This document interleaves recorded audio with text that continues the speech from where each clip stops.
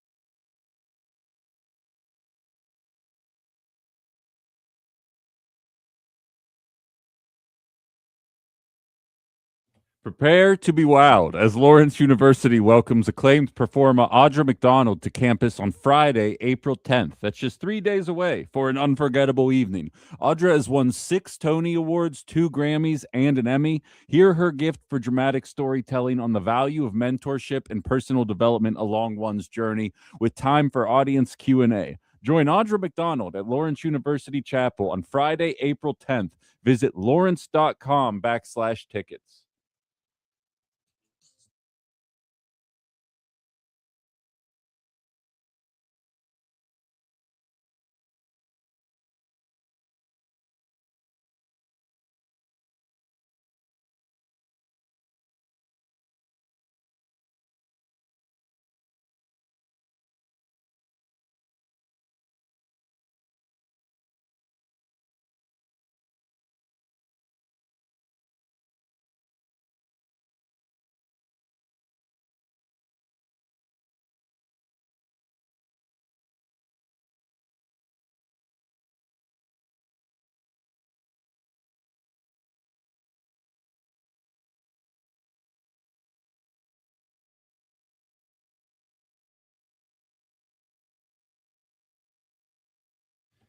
You're listening to Outside the Box with Ben Cominos here on WHBY and Political Voices Network. Outside the Box is brought to you by Roush Plumbing and Remodeling, the plumbing and remodeling company the Fox Valley depends on.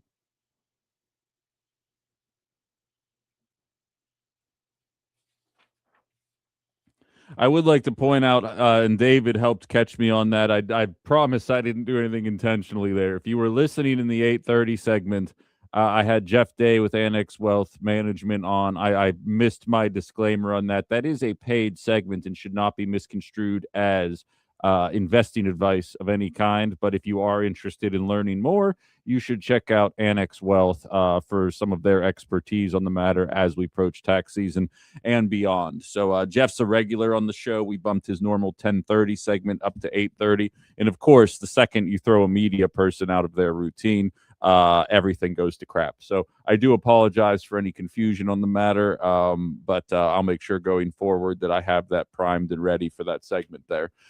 Lots to jump into here, and I'm going to be real. I already have 6 text messages from 6 different people about what's going on in Iran, and I promise you we are going to get to that in the very, very near future. But first and foremost, my duties are as a local talk show host, and I would like to highlight we are embroiled in an election day. As I joked on my social accounts, it's a day that ends in Y, so there's probably something to vote for here in the state of Wisconsin. And today is no different. We are finally in the moment. I have to say, in terms of Wisconsin-based election days, this is probably one of the quieter ones here. Not that it doesn't matter, not that it's not important, not that these won't be competitive races, but just you don't have that massive national spotlight on what's going on here. It's kind of nice. It's kind of nice to just be left to our own devices and kind of doing what we think is the right thing to do, as opposed to being influenced by literally $100 million funneled into our state over the in the efforts to try and capture a Supreme Court seat here. We obviously have Chris Taylor and Maria Lazar on the ballot for the Wisconsin Supreme Court. Make your decisions accordingly and go from there. You guys know how I feel about it at this point, and we will be having a much more in-depth conversation about the decisions that are made today and the fallout from what happens with the professors from Lawrence University tomorrow. So please do make sure that you catch us for that segment there. We've got school board races. We've got referendums. Again, the Appleton Area School District, Joint Menasha School District, questions about funding, continuing to raise taxes in order to fund certain programs. Again, the only reason that continues popping up is because we are not doing it on the state level. I'm just as frustrated with it as you guys are, but at the same time, I'm going to be voting to continue to move forward with making sure these programs are funded. You guys do what you think is right in your heart, and we will see how things play out here on the other side. Myvote.wisconsin.gov. That's just WI. Myvote.wi.gov. Go check it out. All you have to do is punch your address in. It's going to give you all the information necessary for where you live, who's going to be on your ballot, and who to vote for. It's an important day, and it's a very easily forgettable day. We're one of, I believe, 4 states that has elections going on right now. Lots of people focused on what's happening. Outside of the Fox Valley area, I know there's a bit of excitement surrounding some conservative areas and the mayors running there. Are they going to be the next areas to fall victim to what seems like a bit of a backslide from an unpopular Republican president? Only time will tell as we move forward here. But definitely a lot of stuff to watch, a lot of stuff to break down and kind of get into the weeds with, which I will absolutely be engaging in with you guys tomorrow morning. And again, if you are voting in person, like your boy here, I'm going to be going earlier in the day, probably before I go check out Hail Mary for the movies podcast, but after I wrap up all my work stuff.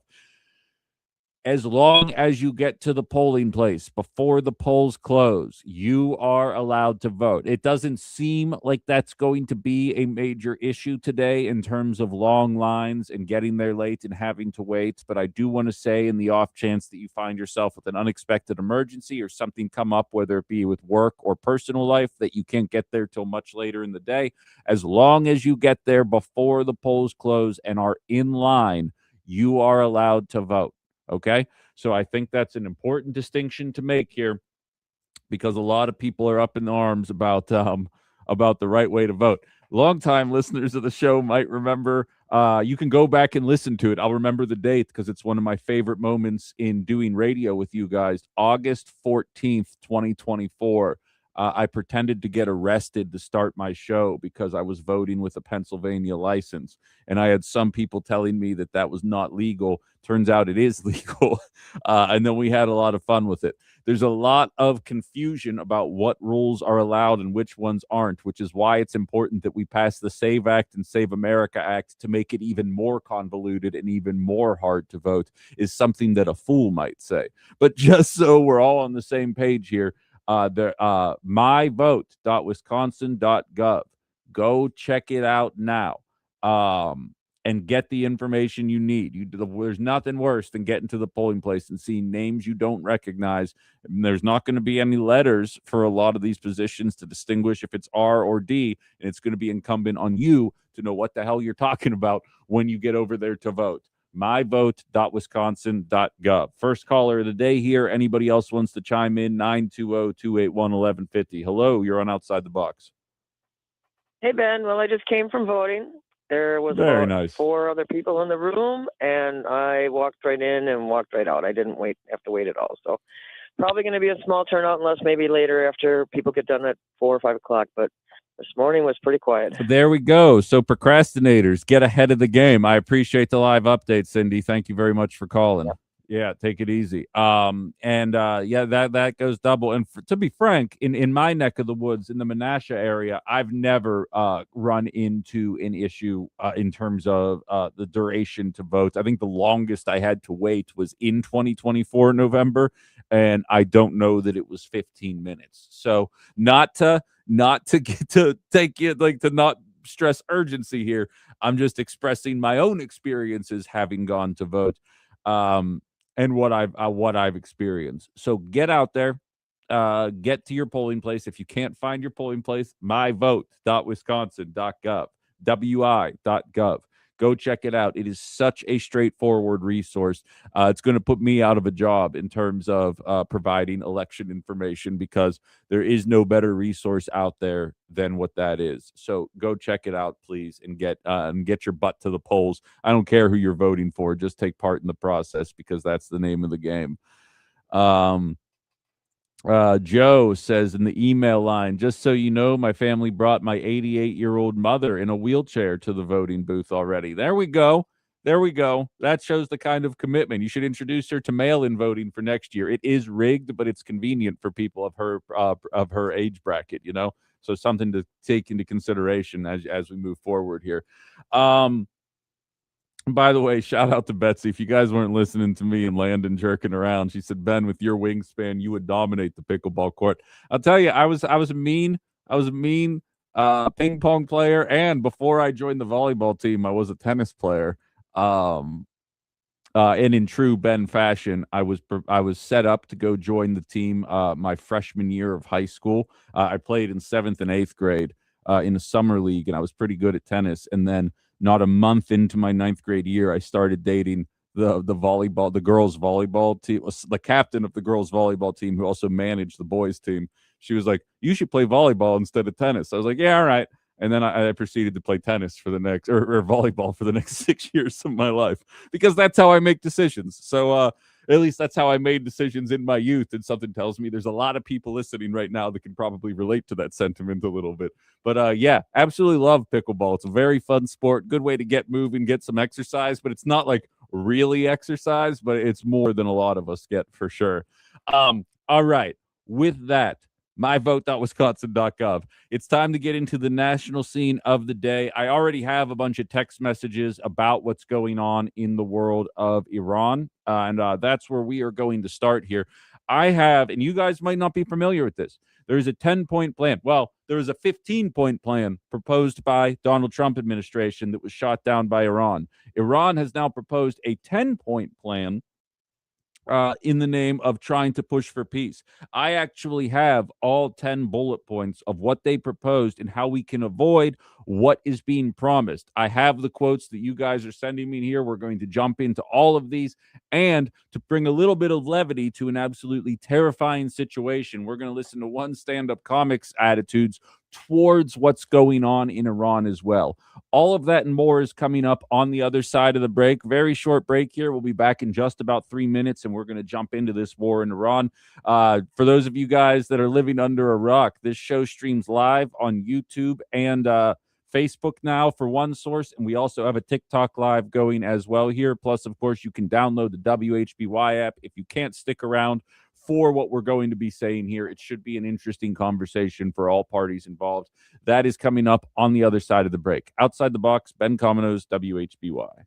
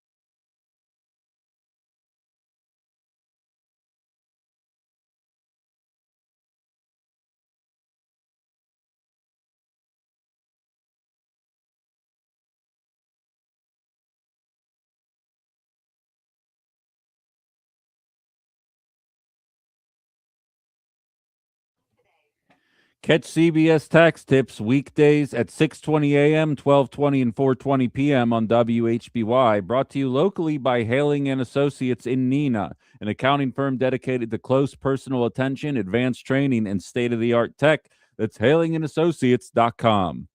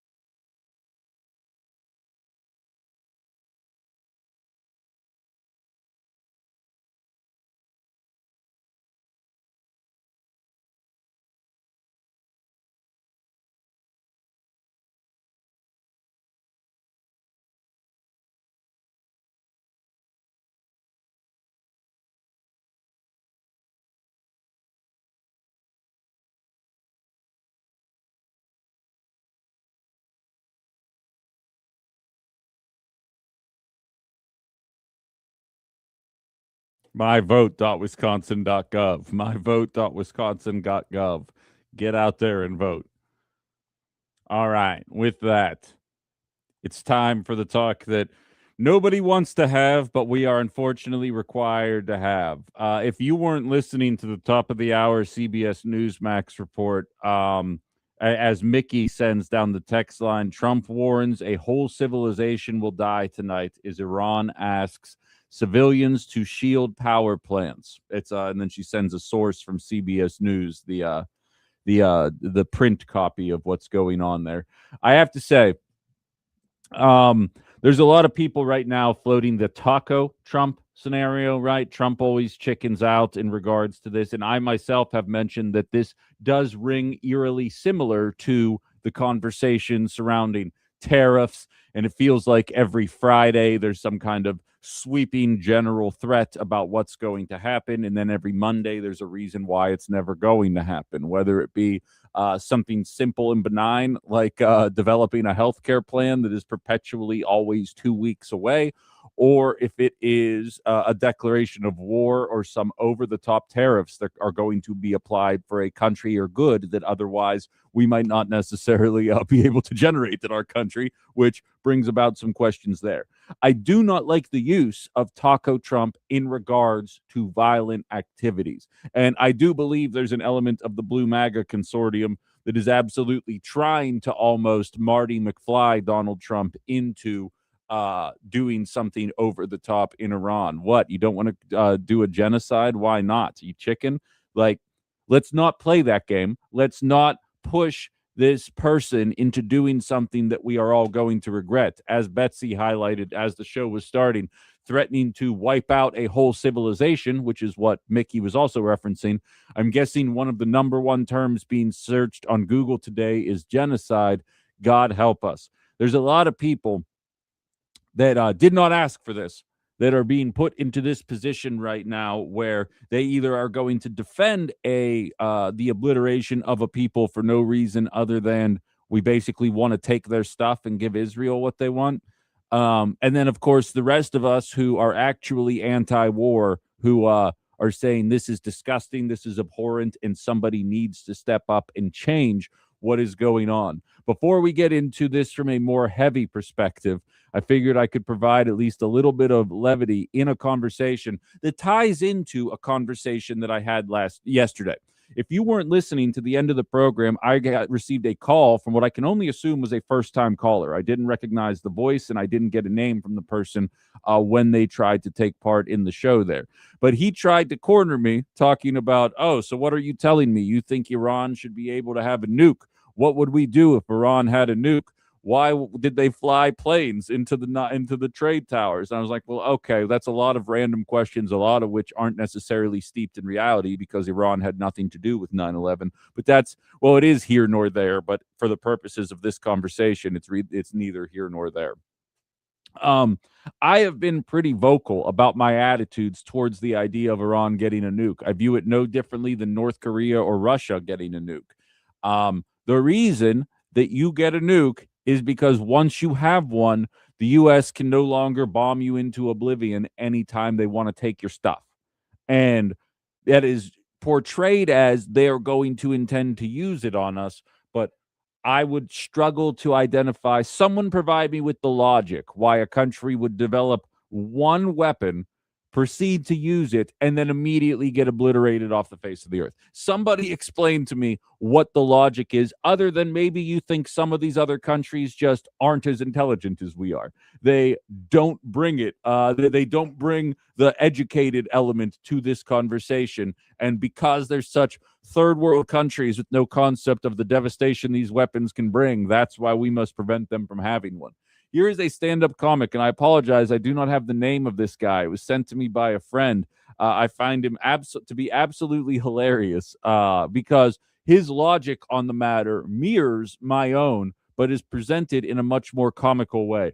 Give this a listen, and we'll continue talking about the peace plan here, in quotes, on the other side. But at least the war is going well.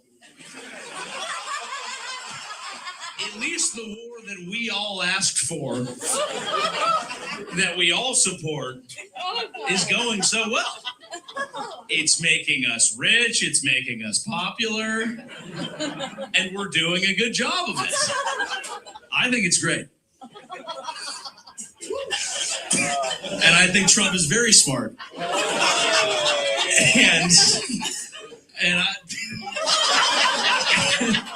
And I don't think any of this was predictable based on the entire life that he's led. So I just think we should be grateful for how well we're doing and how it's about us as Americans and how great we are again. It's funny how you can say what they're actually saying out loud and then it's just a joke. Here we go. Actually didn't change any. That is a speech that I read. Actually, he's like, they shouldn't have nukes, you know. And I was like, that makes sense. Like, I don't have a gun, right? But I've been thinking about, you know, I've been thinking about getting a gun. I think the one way to make sure I don't get a gun is to have people invade my house right now because I don't have a gun, and that will not make me want a gun. Right. Feel the tension That's in the gonna room. make me want a nuke. Actually, that's what that's gonna make me want. It's not about Epstein. Which, maybe it's not. There could be a lot of things going on. I've never had this experience. I'm just saying, if I had I would start a war to cover. I'm just saying that's what I would do. So, I mean, I say all of that to say, it seems pretty clear, as Jeff highlights in my text line, Ukraine gave up its nukes with the promise of protection. Whoops. And that's exactly the problem here.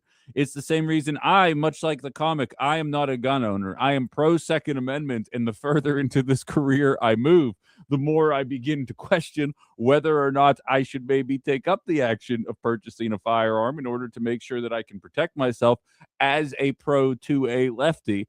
But nevertheless, that's kind of the principle of the matter. What was Republicans' main talking points about gun-free zones? You can't advertise a gun-free zone, because if you advertise a gun-free zone, then that means a maniac with a gun can show up knowing that there isn't going to be a second person with a capacity to stop them once they begin to pop up. That was always the logic about why you couldn't even consider the idea of background checks or mental wellness or any of the other elements of gun restrictions that I would argue might be viewed as common sense. But when it comes to the idea of another nation owning the nation version of a gun, well, then all of a sudden, all that logic goes out the window here. That logic right there is why Iran is operating the way they do. It's why North Korea, Russia, fill in the blank, operate the way that they do. I've shared this story before, but I asked the question when the Russia-Ukraine conflict started. I said, Barack Obama and the Democrats already established that we do not give a crap about drone striking civilians in the name of taking out alleged terrorists. I said, why aren't we drone striking Putin right now? Even if we kill 300, for the record, I'm not advocating for that. I think it's stupid, but I'm saying the Democratic and Republican parties have made it clear that civilian casualties really don't matter in the name of the military-industrial complex. So why aren't we doing that to Russia right now? And he simply answered, because Russia has nukes. That's the same conversation that's being had here. So Iran has put forward a plan, a 10-point plan to counter the Trump administration 15-point plan that I would like to get into, but we have 2 calls lined up here, so we'll do those first. And I'll take calls from anybody else who wants to chime in. 920-281-1150, 920-281-1150.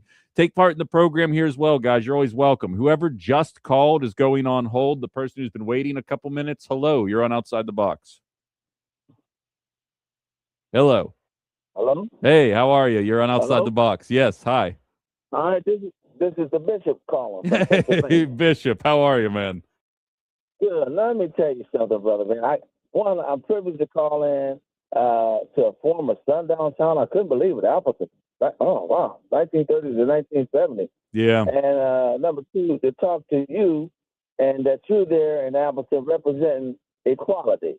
Now, let me just say this, and I heard you just say about Iran, and, listen, I don't know if you heard about Trump's latest comments he just did around 9:30 about him again wiping out entire civilization of Iran.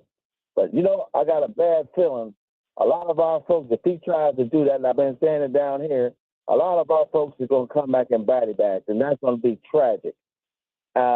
This guy, he needs to go. But I will say this.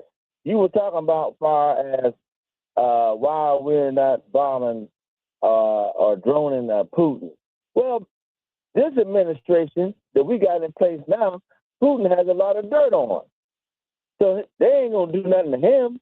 This guy here, and secondly, Brother Ben, this guy wants to be like Putin. He wants to be like, as much as he says some derogatory things about China, he wants to be like China's dictator, and he wants to be like South Korea's dictator. Now, as you well know, all 3 of those countries, they don't like the United States.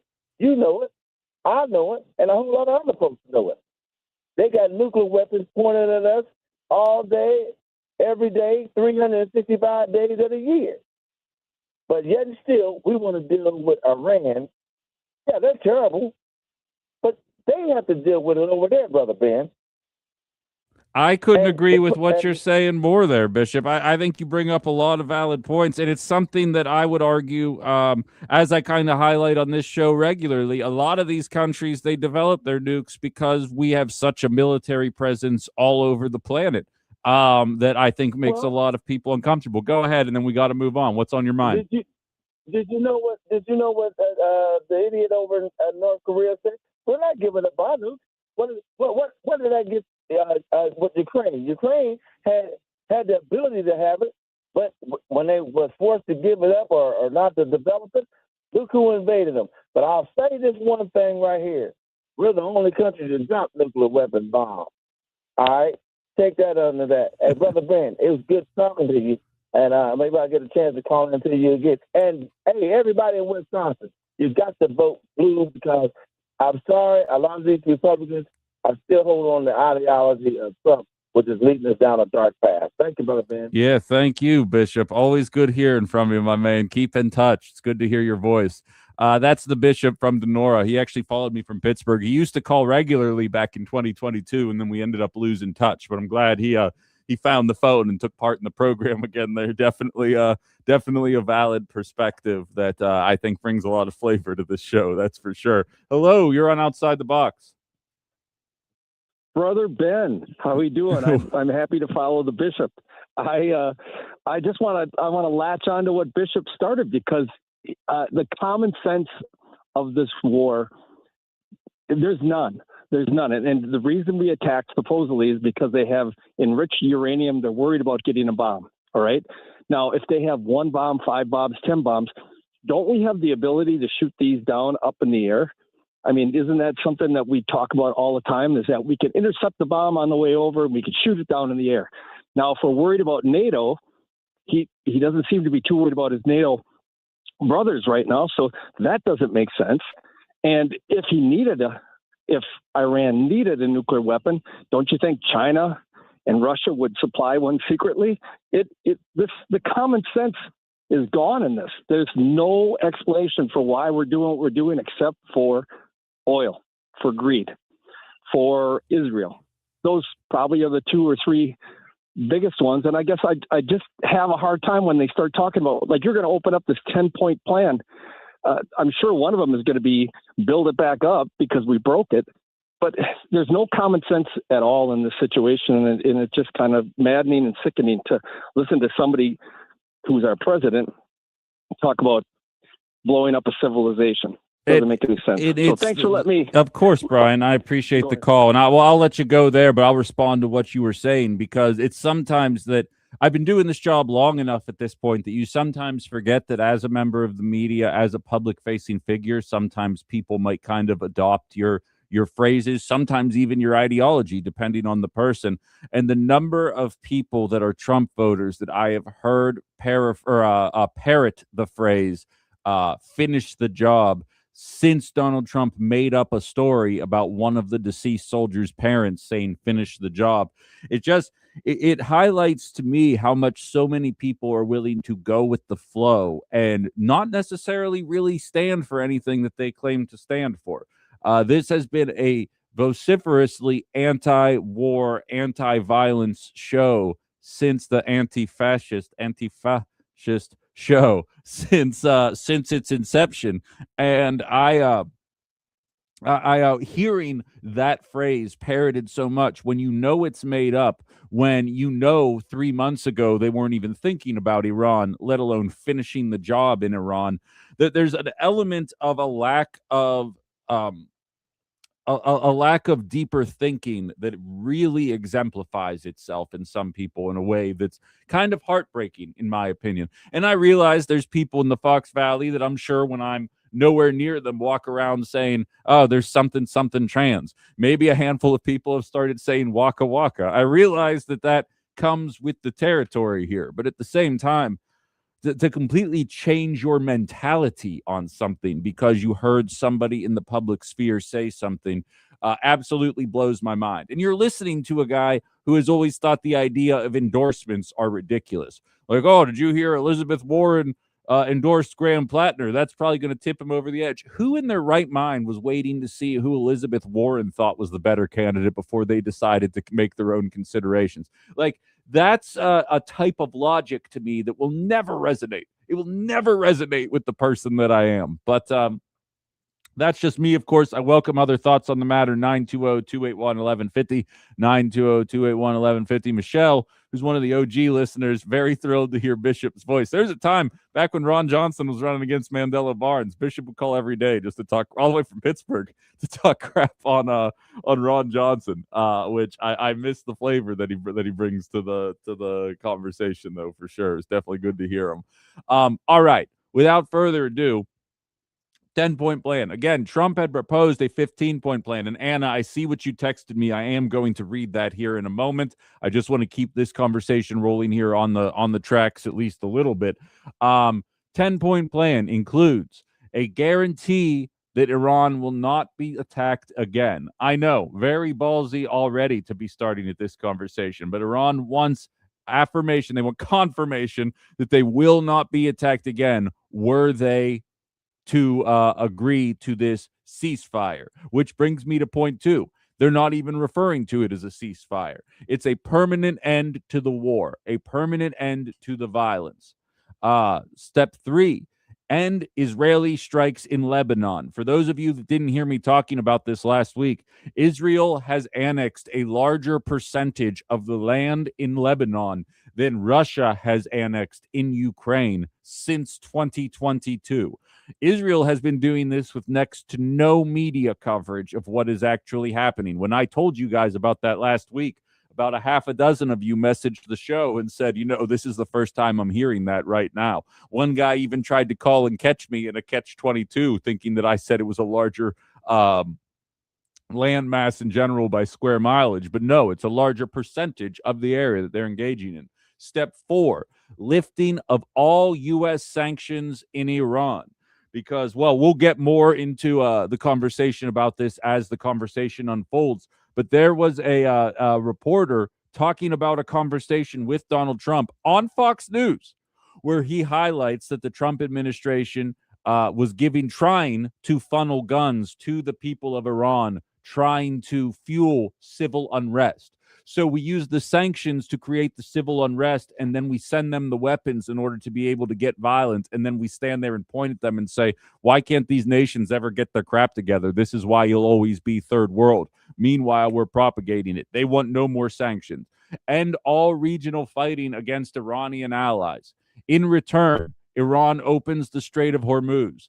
Iran would impose a Hormuz fee of $2 million per ship. Now, I don't like that idea, but at the same time, much like I stated about Ukraine losing part of their land to Russia, I don't like that idea, but the better move would have been to not facilitate a war in general and try to reach a diplomatic answer. We engaged in war.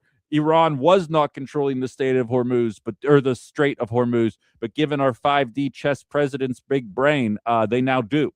And it's an unfortunate reality, but we shouldn't expect them to give it up. Iran would split the $2 million fee per ship with Oman. Iran to provide rules for safe passage through Hormuz. Iran to use Hormuz fees for reconstruction instead of reparations. That's it.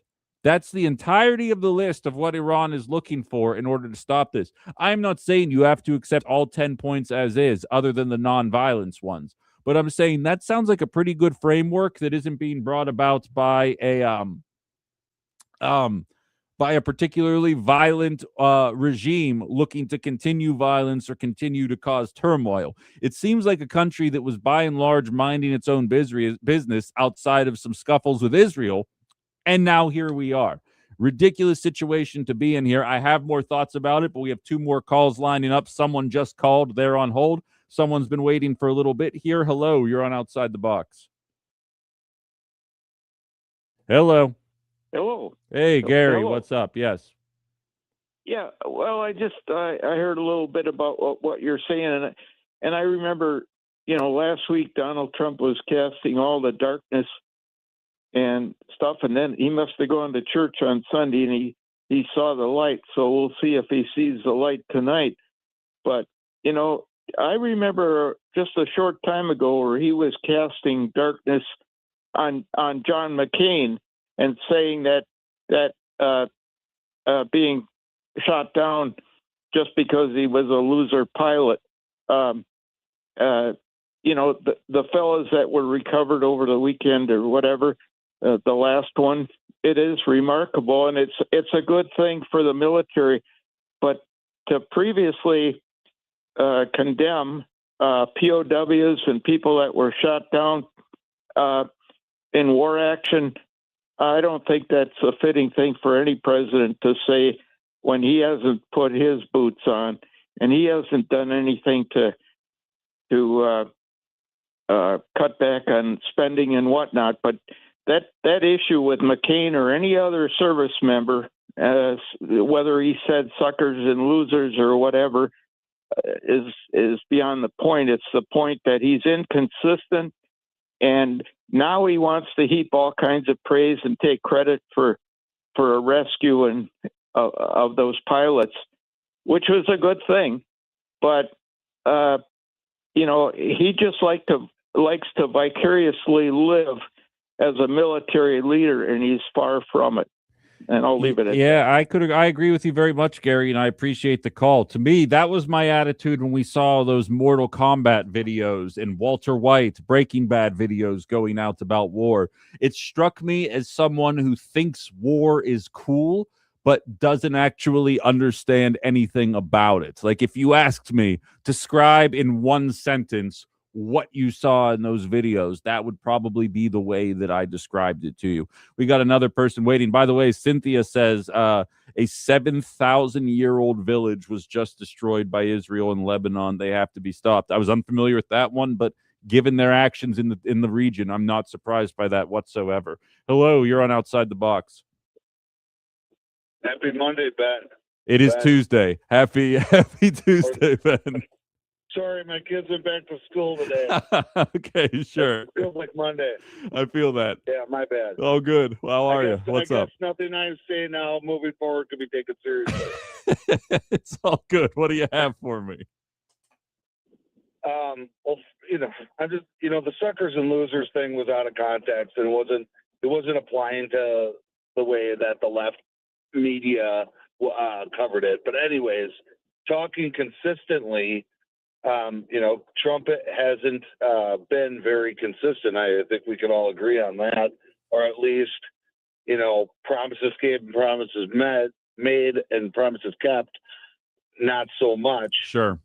But you can also, it'd be interesting to see what happens with the Supreme Court in Wisconsin race today. I went today and I had to re-register to vote for some reason. Oh, interesting. Yeah, I had to re-register. I've been voting in the same place since 2008. I had to re-register, but all I needed was my driver's license, and that was good. Perfect. But Maria Lazar, right? Maria Lazar is going up against a mighty white person on the other side. And you have said it on your show. You said it yourself, along with one of the professors, I believe, about them trying to paint her as this extreme MAGA, Maria Lazar, which it wasn't really sticking, Sure. if I recall correctly. Yeah. And she's also being outspent nearly 5-1 in her ads. So less money in politics, right? She was touring, I believe, with Tammy Baldwin, which again, like if Maria Lazar was touring with Ron Johnson, not like they're getting a lot. She's getting a lot of support, but she's also a minority. If you didn't vote for Harris, you were a racist. You vote for the white person. We need the white people in there. Well, Yeah. Here we go. Now we got Maria Lazar being outspent 5-1. She's a minority going up against a mighty white woman. Let's see if the lips can put their money where their mouth is and vote today. So, all right. First of all, the white people thing, totally right there with you. I understand the logic there. It works when it's kind of like the age or the experience. When it works in our favor, and by our I mean either aisle, a side of the aisle. Then it's a pro. When it's the opposite, then it's an irrelevant factor that doesn't matter. Right there with you. And also, I think 100%. there's no debating that of the two, who is more partisan. I think Lazar will be partisan, but if you ask me who is clearly more of an operative, I would argue that it's Chris Taylor. Where you and I are going to disagree on this, and not even disagree, but just kind of highlight the way we talked about the Kamala Harris campaign. It's not a matter of one candidate is the big money recipient and the other one isn't. It's that by and large, man, the GOP has abandoned this race because it's not for control of the Supreme Court. If you remember correctly, when Harris and Trump were running against each other, I would show you there's 81 billionaires donating to Harris. There's 53 billionaires donating to Trump. But the 15 billion or the 53 billionaires are actually donating more than the 81 billionaires are. And I would say they were the bad billionaires. The Trump billionaires are the bad ones. Well, but my actual perspective, though, as you know, was, well, liberals are just letting me know they're not against billionaires in politics. They're just worse at negotiating. Almost half of the funds that Maria Lazar received is from major billionaire Wisconsin donors. They just don't have as many this time around. So it's not a matter of a principled stance. If Elon Musk tried to provide another $20 million to this race, she would have taken it. It's not a matter of would she, it's that the offers weren't coming in. So I'm with you. Get money out of politics. And realistically, Great. this was a low Even value. even better, if the donations are coming in, great, perfect. She's not being bought. She's not going to owe. You know, like, come on. We got to start with our local elections, and we got to branch out from there. We've said it. Both of us have said it before. You know, we start in our mayoral races, in our legislative branches, and you know, Supreme Court races, whatever. The closer we can get to home, and then branch out from there. Hey, I'm with you on it, man. All I'm saying is it's not, it's the same thing as the Trump Harris race. It's not a matter of Lazar not wanting the money. It's that she's just worse at negotiating. There's a larger percentage of small dollar I just don't wanna hear donations. excuses. I think Yeah. it's rules apply for me, not for thee. I hear you. Thank you, Ben. I hear you. I appreciate the call. I hear what he's saying, and I do get his logic there. But again, I'm of the belief that it's not a matter of Lazar not taking the money. It's not like it's a Bernie Sanders situation where he receives pharma money, and once he realizes it's pharma money, he's like, "Nah, I'm good. Take it back." It's not the same thing as what it is. I do not. I think both of these candidates suck. Like, you want me to be perfectly frank? I'm sure they're both qualified to do the job. I think they're both partisan hacks. That's my take on the matter. I think there is a pent-up angst about conservative rule in the state of Wisconsin right now. And of course, what is going on at the top of the ticket, at the top of the party in Washington, that is ultimately going to weigh against Lazar by the time it's all said and done here. I'm going to throw to a quick commercial break, and we're going to squeeze one more segment in before we get to the top of the hour here. Got a couple of texts piling up, and then we'll bring it back into the Iran world as well. And of course, it is an election day here in Wisconsin. myvote.wisconsin.gov. myvote.wisconsin.gov. Go check it out now. It's got all the info you need about all of the races that are on your ballot, not just this Supreme Court one. 920-281-1150. We'll be back. Outside the Box, WHBY.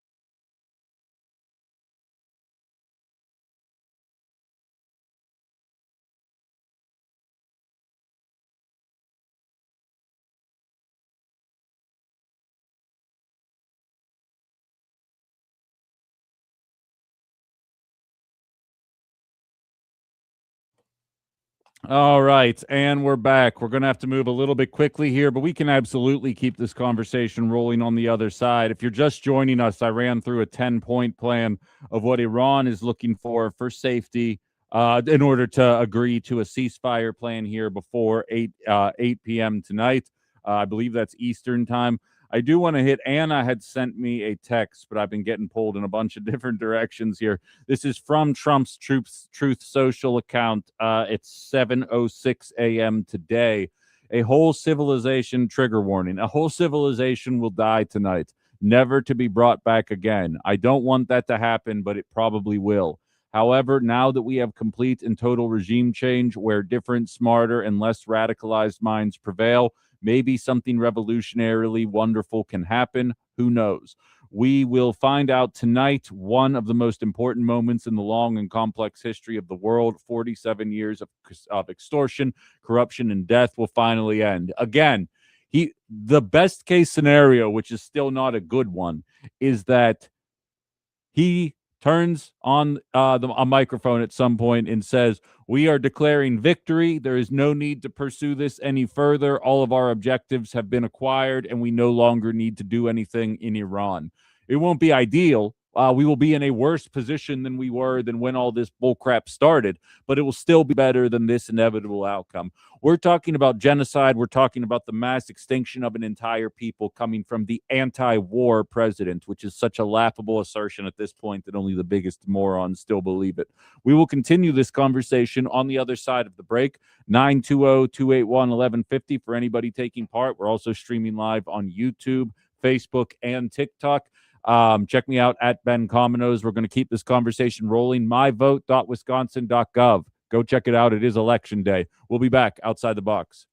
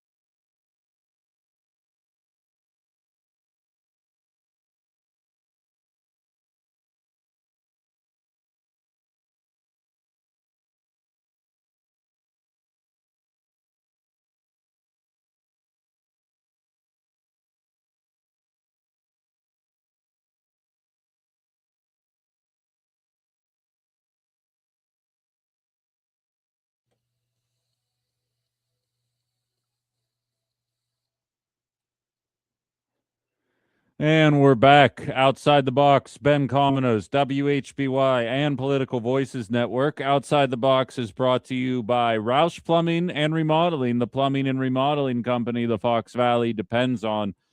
If you're just joining us, we did one final recap of what's going on Election Day. Here in Wisconsin, we've got a Supreme Court race. We've got referendums about school funding. We've got school board members. We've got city council members. We've got so many people running for office right now that it would be impossible to encapsulate all of that in the program. myvote.wisconsin.gov. It's not my job to tell you guys how to vote. It's my job to let you guys know that it's time to vote. And today is the day. Go get informed if you're not already, and get out there and get your voice heard.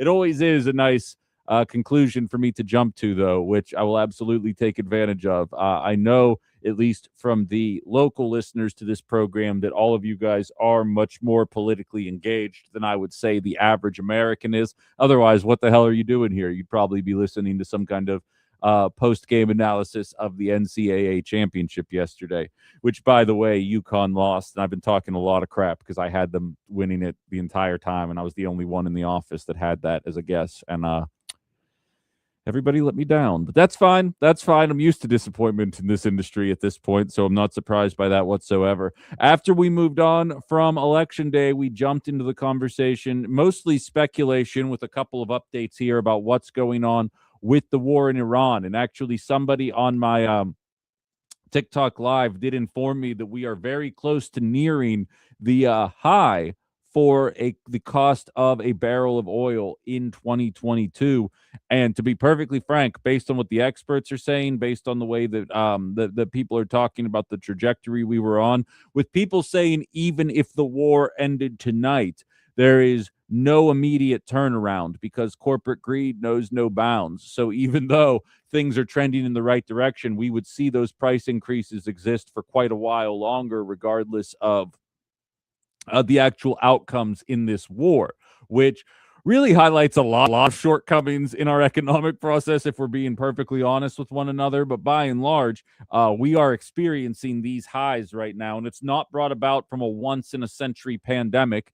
It's not being brought about by a war that, while I have suspicions that we kind of forced the war in Ukraine, I cannot prove that. It is being brought about by the unilateral decisions of one guy living in the White House, deciding to impact all of our cost of living. And it goes so far beyond what we pay at the pump. What's funny, though, and by funny, I mean infuriating and frustrating, the Financial Times actually has an article out right now, just an excerpt from it. This is a quote from one higher up at an unnamed, of course, because you never go on the record with this kind of stuff, at a grocery store, saying a lot of companies are realizing they maybe went a little too far on price rises. U.S. consumer staples stocks have declined by more than the blue chip S&P 500 index since the U.S. and Israel launched their offensive. So it turns out that food producers were opportunistically raising their prices for no reason and then just blaming inflationary causes for why we were paying 77% more for some goods than we were back in 2019. And for the record, for the billionth time over, but there's a lot of new people with the program now, I am not implying that one political party has an interest in addressing that one and the other one doesn't. I am telling you that when this show was saying in 2022 that corporate greed was the reason for these cost increases, Republicans were blaming Joe Biden and spending to get us out of COVID. Liberals were saying, what cost of living crisis? Bidenomics is working. Inflation is transitory. And I was sitting there saying, we really need one half of this political spectrum to actually take this seriously. Flash forward 4 years later, and all of a sudden we've got anonymous CFOs saying this in major publications. Yeah, some companies went a little too far with the corporate greed, and now we're starting to see a bit of a retraction. And it's like, okay, so just to be clear, that was happening all the time. If either party is taking seriously wanting to win elections, if acquiring power is actually part of the conversation here, as opposed to trying to see who can win an election while promising less, this would be a pretty obvious thing to attack. We have a sitting president in the United States who is starting a war asking for a $1.5 trillion budget for defense, essentially doubling what it was in the last year of the Biden presidency, while out of the same side of his mouth telling you that addressing childcare, elder care, health care, the cost of buying a home, the cost of college, the cost of all of these different entities is all of a sudden not achievable. The federal government cannot do anything about it, as we have anonymous CFOs and CEOs clearly acknowledging, yeah, we might have went a little bit too far on the artificially raising prices conversation. It cost the Democrats an election. It forced the mass Virgin Army known as ICE upon us. Meanwhile, they're going to show up in the very near future asking you for donations again to make sure that you can help them defend democracy, or whatever the hell the line is at that particular time. Just some food for thought here as we continue along. But we've got some threats about some pretty violent actions taking place in Iran. Again, Anna had sent me down the text line, and for those of you that don't have the number, 920-281-1150, 920-281-1150. A whole civilization will die tonight, never to be brought back again. I don't want that to happen, but it probably will. However, now that we have the complete and total regime change where different, smarter, and less radicalized minds prevail, maybe something revolutionarily wonderful can happen. Who knows? We will find out tonight. One of the most important moments in the long and complex history of the world, 47 years of extortion, corruption, and death, will finally end. Weird. I don't remember him saying anything about that during the election season, and it seems to become a much more common comment post-election, but what do I know? And I do want to address, DSL is in the comments here talking about conversation Ben and I had, saying it was an excellent call highlighting the left's hypocrisy and racism. Usually it's evident by their bigotry of low expectations, but now they're being exposed on another level. DSL, where you struggle is you seem to get lost in the always blaming the left thing, claiming to be an independent voter, but always blaming the left. Please understand, if Herschel Walker had left-wing ideologies, it would have been liberals defending him and conservatives highlighting that he seriously is dumb as a stack of bricks. Because a lot of people out there are only willing to acknowledge their own political beliefs. If we lived in a world where, as a Greek man, if Greeks were the transgender community of society today, if Greeks were talked about in a way, the way that so many other populations, we can't take all these Greeks in this country, they're sending us all of their most dangerous criminals. There would be a market for me on Fox News, in the Republican Party, on right-wing podcasts, where if I were willing to adopt the position of, Greeks are a big issue. Why can't they pull their pants up and just assimilate the way so many other minorities have? There would be a population for me. It's the same way that MSNBC will always have a never-ending supply of white people with just the biggest white guilt complex on their programs all the time. It's the same way that Fox News will play the clip of Bill Cosby talking about why are black people putting rims on their cars when they can't afford to get out of their mother's house, because it's backing up a narrative that people already understand. Identity politics only works when the identity matches the party that you support. I've used this conversation before in regards to experience in politics. In 2008, Obama was a new guy, had no experience in politics. John McCain was the steady hand, and Republicans wanted a steady hand, and we need experience.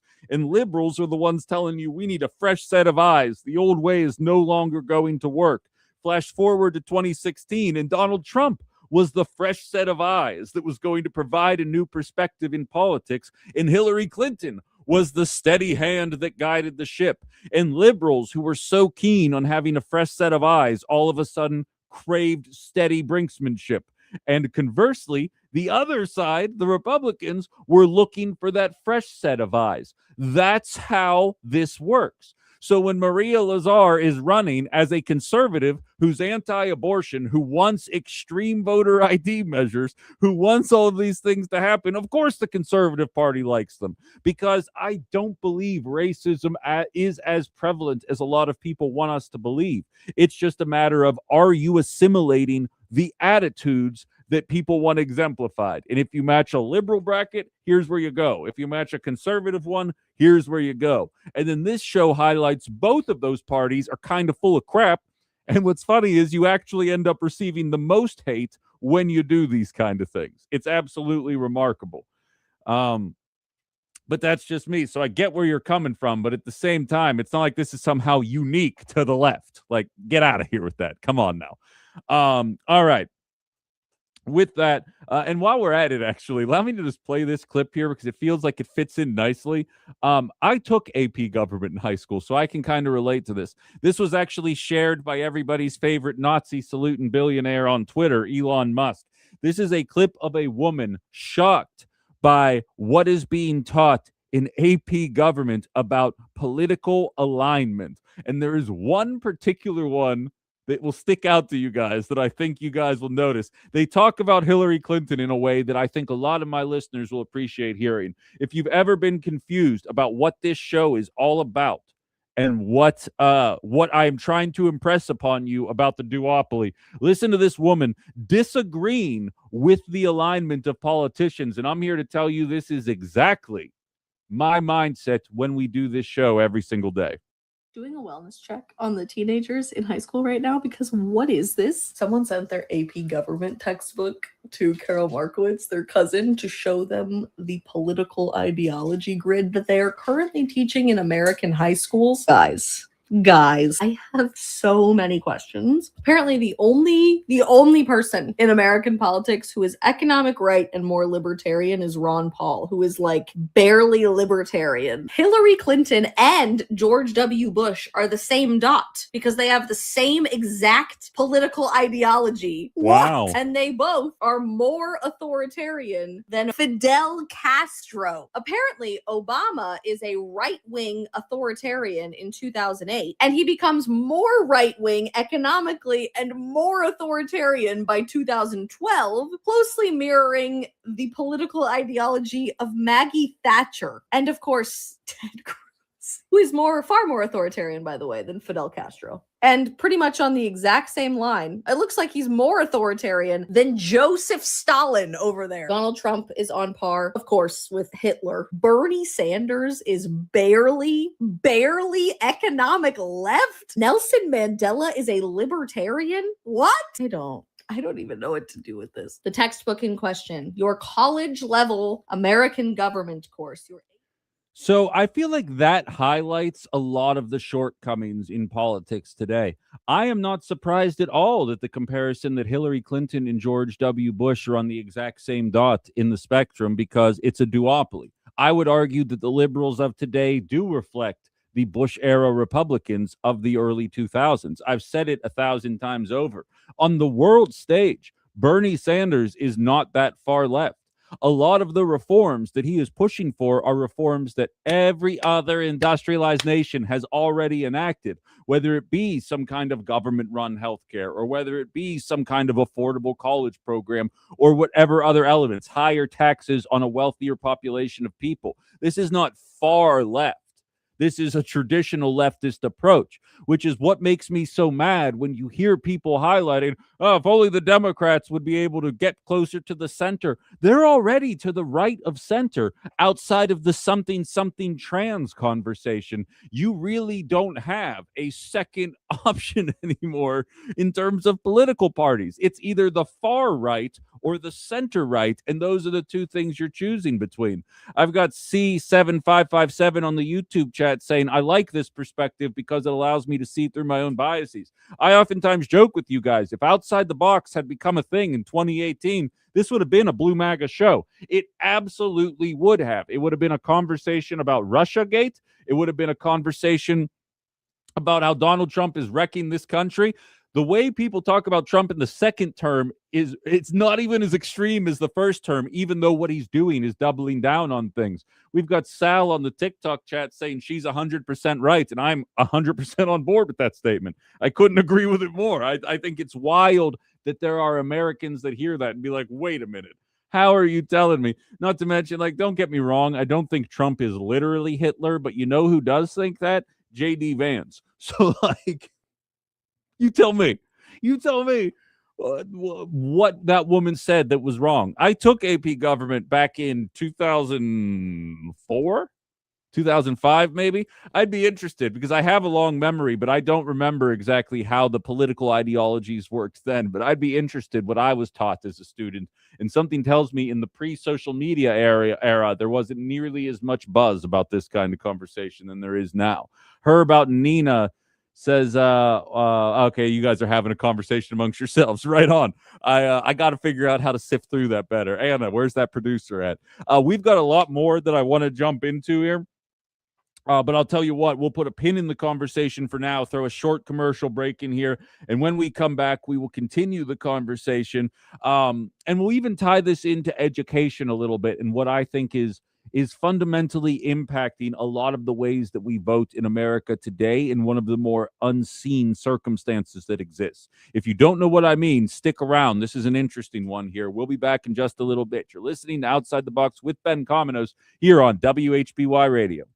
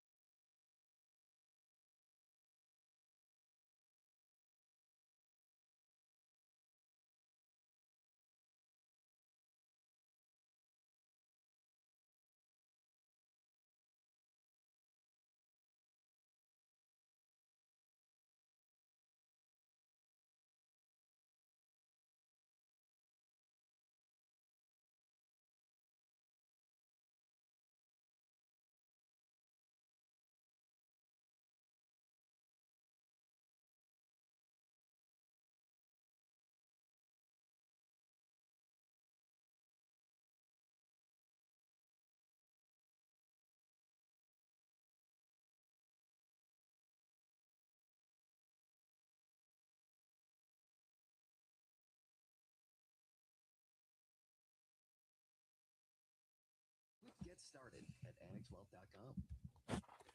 It's another election week in Wisconsin, and I realize that some of you listen to agree with me and some of you listen to oppose me. But if there's one thing that we can all agree on, it's that Tim Roush is the place to call for your plumbing needs. If your sump pump is making you nervous, do yourself a favor and call Tim Roush and his team, or use that free text line that I've been telling you about right at the top of their website. It's 920-378-0920. 920-378-0920. They can help make your basement dry and protected. Head to timroushplumbing.com for that text line again and more info. Roush Plumbing, the plumbing and remodeling company the Fox Valley depends on.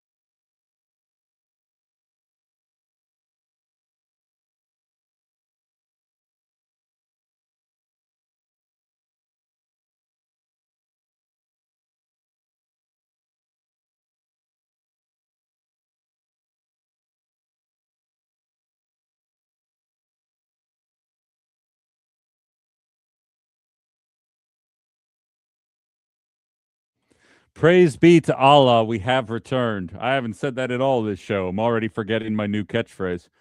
If you're just joining us, we just wrapped up a conversation that was a bit all over the place surrounding corporate greed, but also while tying it into racism, and just another person expressing almost a bit of shock in regards to what political ideology from a perspective of 2026 looks like today.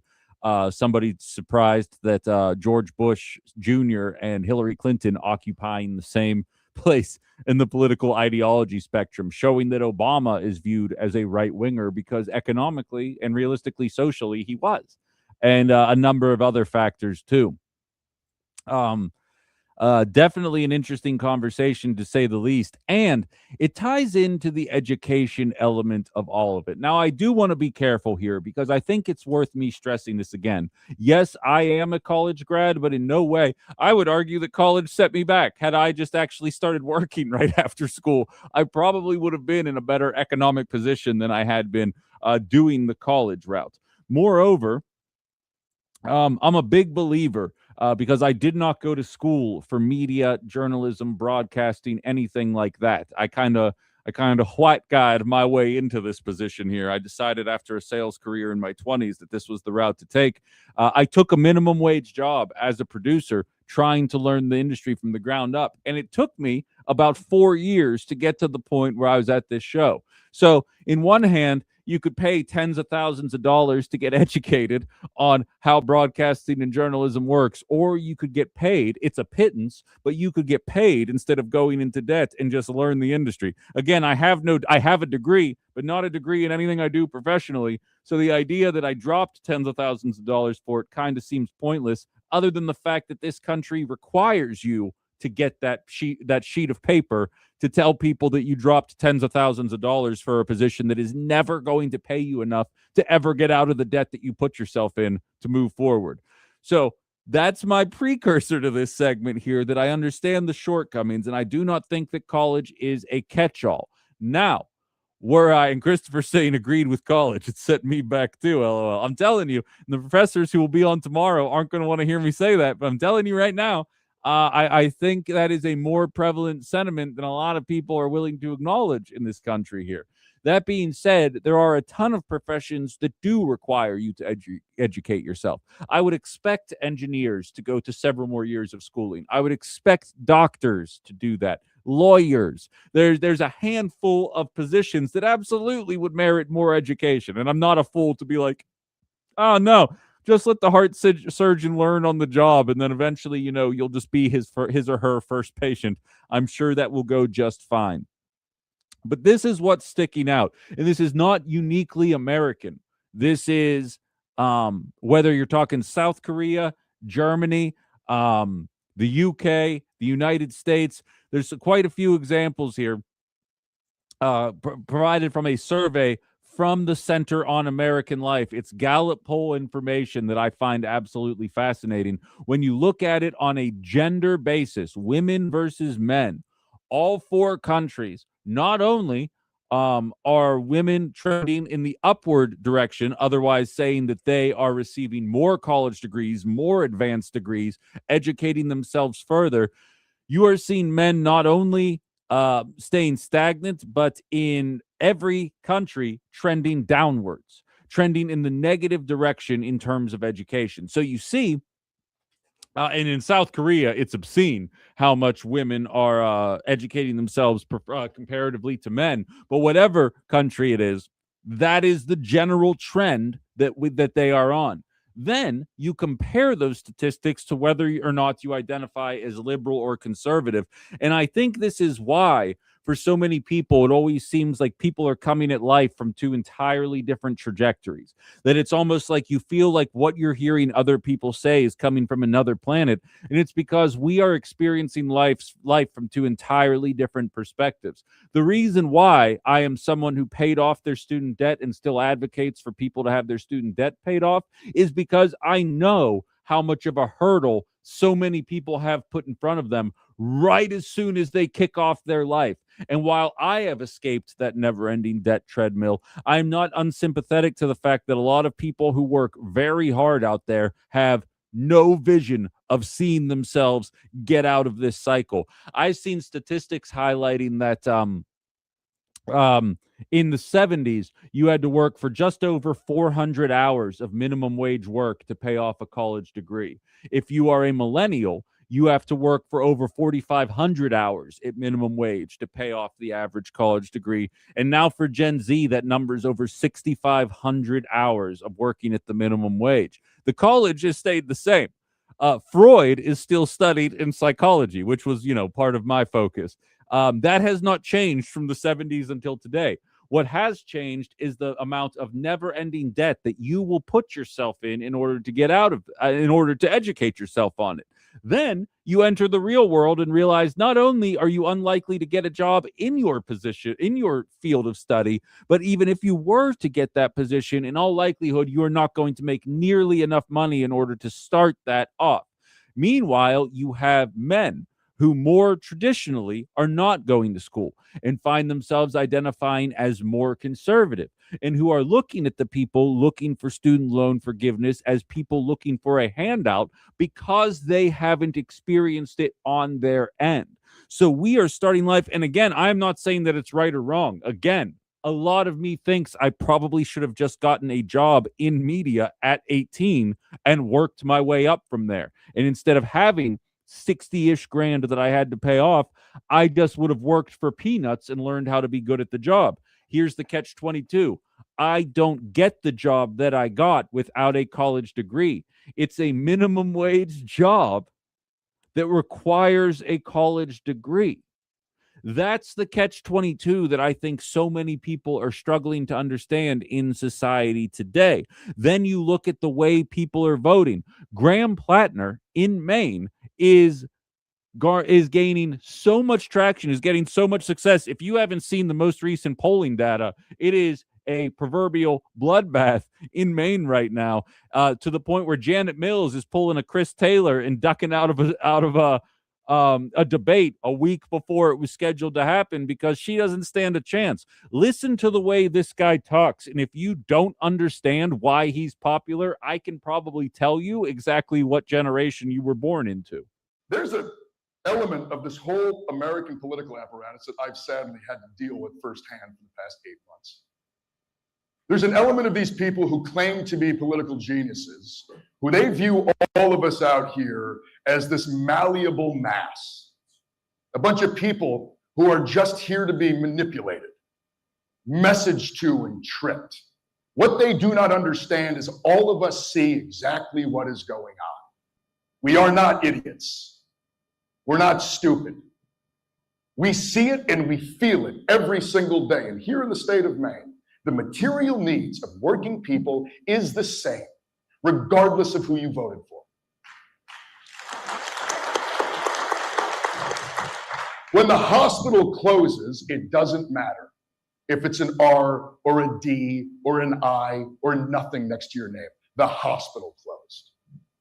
If your family members can't afford a house, can't afford to live here, have to leave the state, have to move to Portland, if you lose youth in your community because nobody can figure out how to make ends meet, it doesn't matter who you voted for in 2024.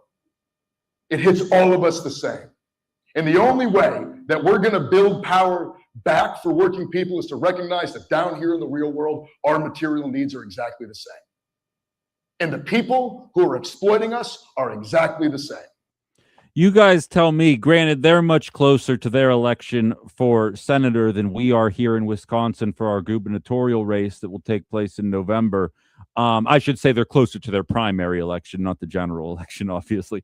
But who in Wisconsin is talking that way right now in a meaningful way? You have on the Republican side, Tom Tiffany talking about transgender athletes in sports and about property taxes for what it's worth. But for a lot of people my age that find it impossible to find their way into home ownership, property taxes aren't particularly high on their list right now. And then, of course, you have the liberal side of the equation, who a bunch of candidates are throwing crap against the wall, but who is speaking so succinctly about how it doesn't matter about Republican or Democrat. It matters about corrupt and uncorrupt. It matters about acknowledging a system that is clearly broken in society. And until we're willing to acknowledge that system, how do we about face? Who do we trust to pull us out of that situation? And meanwhile, when you watch this guy speak this way, then you turn around and see the entire Democratic establishment pushing back against him. Thomas Massie, who is one of the only Republicans that seems to actually believe the stuff that he says, is taking so much heat right now for highlighting that Trump's big, beautiful bill is going to blow a giant hole in the debt and deficit in a way that Republicans claim to perpetually be voting against. Seems like there's a lot of evidence to the contrary of that claim. And guess what? Donald Trump is concerned and is concentrating all of his efforts on trying to make sure that Thomas Massie does not sit in his seat for another term. I'm not even defending Thomas Massie for a lot of his policy beliefs, but I will defend a consistent politician even when I disagree with what it is that they're trying to say. Janet Mills, Chuck Schumer, and the rest of the funky bunch are doing whatever they can to make sure they prevent Graham Plattner from gaining a seat in the United States Senate. You know what Graham Plattner and Thomas Massie have in common that not a lot of people are willing to talk about? Actual accountability for the Epstein list and ending never-ending funding to Israel, who a lot of people are beginning to believe is in fact committing a genocide. On the Democratic side, 76% of Democrats in bleeping Texas are saying out loud that Israel is committing a genocide in Gaza, which when there was a Democrat in office, boy, howdy, it would have been nice if a couple of Democrats could have said that out loud back then. Probably wouldn't be dealing with this today, but whatever. There's a reason why people like this are resonating with people, regardless of education level, regardless of their actual political beliefs. And it is consistency. That is what people are looking for in 2026 and beyond. If you say you're the no new wars president, don't immediately turn around and start a new freaking war.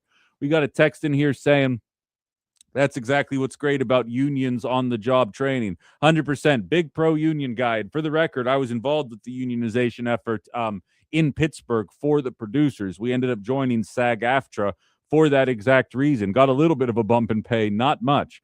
But I hear that nevertheless. Christopher saying my degrees is useful as a placemat.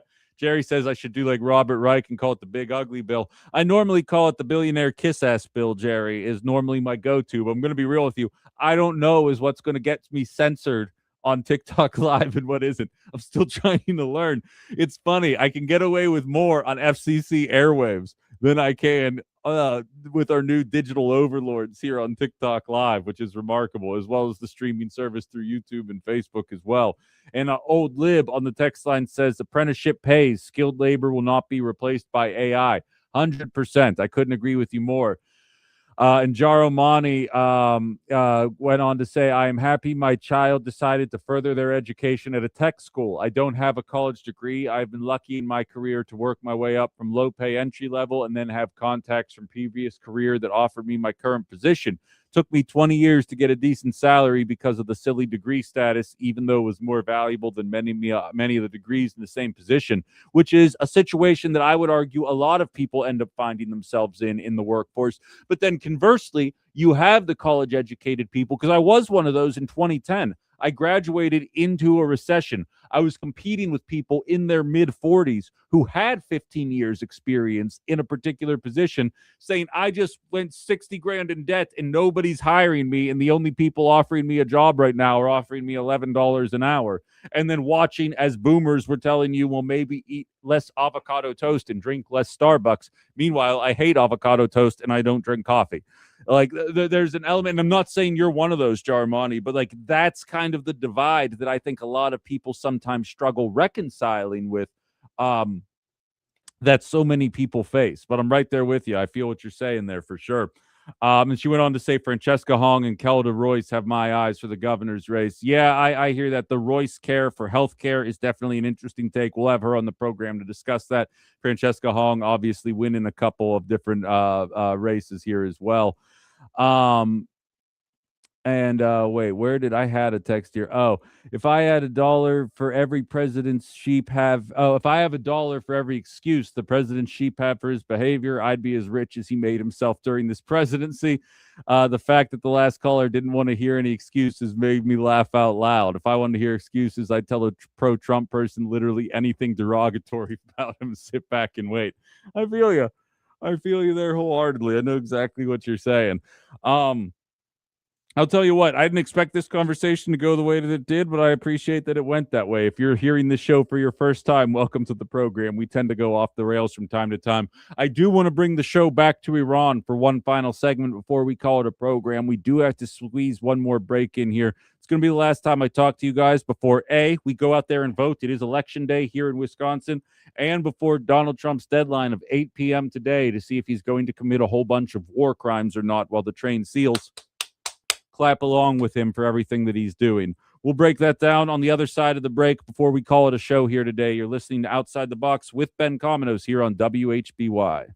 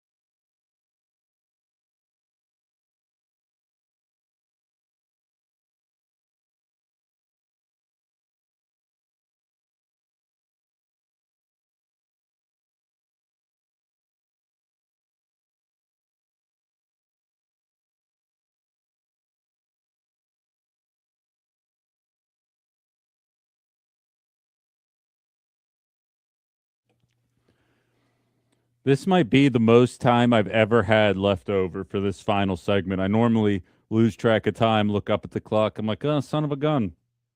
But no, we've got 8.5 minutes before we get to call it a show. It's a wonderful feeling to be able to wrap this up here. Again, one final time for the cheap seats here, although I'll probably say it at the end of the segment as well. myvote.wisconsin.gov. myvote.wisconsin.gov. It's wi.gov. It is an election day here in Wisconsin. Please do make sure that you get out there and vote if you haven't already voted. Early voting numbers are reflecting numbers that are half as high as what they were back in 2025, showing a severe lack of interest relative to when the actual balance of the court was at stake here. We will see what happens. And of course, there's plenty of other races outside of the Supreme Court, which is getting a lot of the eyes and ears from people.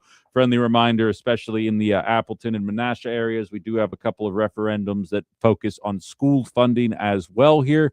Important conversation to keep at the forefront of our minds here as well. So, I want to put a bow on this conversation surrounding Iran because that's the news on everybody's mind today. We're going to be reacting tomorrow in the 9 o'clock hour to whatever the hell happens tonight.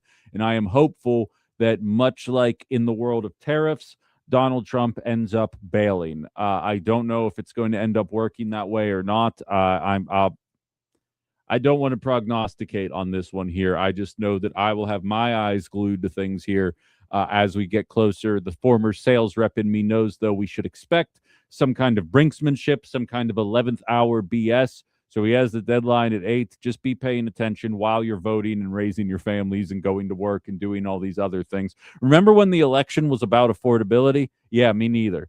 All right.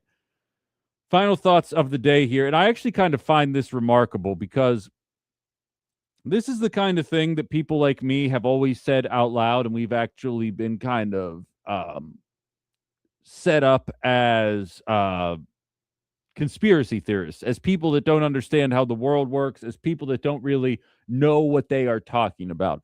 And from that front, I am talking about creating civil unrest.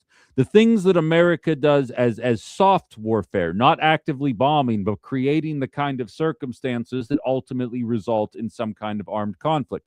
We're doing it with Cuba as we speak. The reason we're blockading them is because we, the American government, want a revolt of the people. They want violence. They want chaos. And then we'll go as far as actually funding the weapons in order to do so. And if you think that's nonsense, if you think I'm just pulling that out of thin air, listen to a conversation, and I apologize, I do not have the name of this Fox News reporter, but I think it's important that you understand that this is a conversation that was happening on Fox News. And I realize that MAGA conservatives are not going to get up in arms about it because their orange dad president is the one who is doing these things. So what is it exactly that he admits to in this conversation? I'm going to play it in its entirety. It's only a 60-second long clip, but the second half of the clip is what I want you to really focus on about what is going on in Iran and the death of tens of thousands of protesters that have been portrayed as the reason why we need the good humanitarian MAGA movement to show up and free these people from the oppression that they've been experiencing. And that's why we need to funnel all of our tax dollars into the military-industrial complex. Listen to what was said out loud on a conservative network. All of this following the president's post on True Social, where he talked about these negotiations with the Iranians. We'll pull this up. He says, quote, Tuesday will be power plant day and bridge day, all wrapped up in one. In Iran, there will be nothing like it. Open the effing straight, you crazy bastards, or you'll be living in hell. Just watch. Praise be to Allah. The president posting there on True Social about this ongoing operation and his new red line for the Iranian regime. Now, the president also provided new details on what happened earlier this year as the Iranian regime took to the streets and slaughtered what the president tells me is 45,000 civilians in their own country. After that took place, President Trump told me the United States sent guns to the Iranian protesters. He tells me we sent them a lot of guns. We sent them to the Kurds, and the president says he thinks the Kurds kept them. He went on to say we sent guns to the protesters, a lot of them. And so a number of headlines here from my conversation with President Trump. I feel like there were members of the CIA watching that report right there through gritted teeth, being like, you don't say that part out loud, you moron. We're supposed to be pigeonholing the Democratic left into looking like a bunch of crackpots when they say things like this. Why are you giving the game away that we cause a lot of the consternation around the planet that we then point at and say, see, this is what happens when you don't do capitalism and express good Christian values. This is what ultimately ends up happening. Hopefully these third worlders learn their lesson, but until then, we're just going to have to continue being the providing that shining light on the hill that shows other countries what to follow, as one president famously said. That absolutely blows my mind. And as David highlights, remember, Trump told Iranians that help was on the way. It turns out that help is coming in the form of a complete obliteration of their entire civilian infrastructure, whether it's bridges, water desalination plants, and so many other factors that energy producing sites, whatever the situation may be, it looks like we're going to hit it. And at least that's the promise right now. And the worst part is it's still not going to put an end to the Iranian regime. And then they're going to turn around and drone strike a handful of energy producing sites along Gulf Coast allies as well. And you know what we're going to see? That price continue to go up. And it's going to keep going up at a time when we already are dealing with record costs. And I don't want to sound insensitive to the loss of life, because that is first and foremost the most important part of this entire conversation. But I also know America well enough to know that they really won't care as long as it doesn't hit them in their wallets. America didn't care about the genocide in Gaza until Donald Trump introduced the masked Virgin Army. It was like, okay, we need to start talking about the genocide in Gaza. That's how it ends up happening. As I very famously said during the Biden years, fascism abroad is not better than fascism at home. We just don't see it as much. And I think that's an important distinction to make there.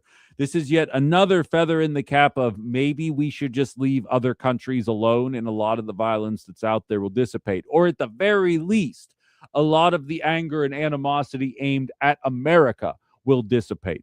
It is not our job to be the world police, and moreover, it most certainly is not our job to be the world massacrers. And I am so nervous that we're going to be doing a very sad 9 o'clock hour show tomorrow. And I hope I'm wrong. We'll have to see where this ultimately ends up going here, but I can feel it in my stomach right now that I don't like the trajectory we're on an election day here in Wisconsin. myvote.wisconsin.gov. Get your voice heard. It matters more right now than it has for a while. We've got to call it a program there, though, guys. If you're just joining the show, download the WHBY app. All you have to do is search WHBY in Google Play or in the App Store. It is free, easy to use, and I have plenty more. I have every episode of this show available on there in perpetuity. Go check it out. Obviously, we've got the live stream on YouTube and Facebook. Please do follow along on those two locations for more updates on when there's going to be more content coming. Going to work on doing things outside of the show here. And, of course, very new to TikTok Live, and it seems like we've got a bigger audience than ever doing it today, which is absolutely awesome. Unfortunately, the news kind of sucks that I'm bringing to you guys today. With that, we have to get out of here. myvote.wisconsin.gov. Haley is up next with her program, and I'll be back tomorrow on a Professor's Wednesday. You're listening to Outside the Box here on WHBY.